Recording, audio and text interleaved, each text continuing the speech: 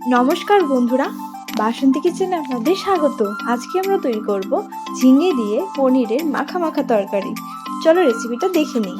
প্রথমে আমরা কড়াইতে তেল দিয়ে দিচ্ছি।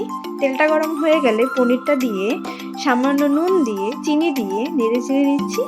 পনিরগুলোকে আমরা হালকা লাল লাল করে ভেজে নেব। পনিরগুলো ভাজা হয়ে গেছে, এখন নামিয়ে নিচ্ছি। ওই কড়াইতে সামান্য তেল দিয়ে সামান্য কালো জিরে দিয়ে ঝিঙেগুলো দিয়ে নেড়ে চেড়ে নিচ্ছি। ঝিঙেগুলোকে হালকা লাল লাল করে ভেজে নেব।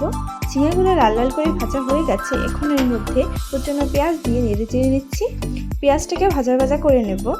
পেঁয়াজটা ভাজা ভাজা হয়ে গেছে, এখন এর মধ্যে লঙ্কা বাটা দিয়ে, আদা ও জিরে বাটা দিয়ে, পেঁয়াজ বাটা দিয়ে, তিল বাটা দিয়ে, সামান্য জল দিয়ে, কাঁচা লঙ্কা দিয়ে, স্বাদ মতো নুন ও হলুদ দিয়ে নেড়ে চেড়ে নিচ্ছি।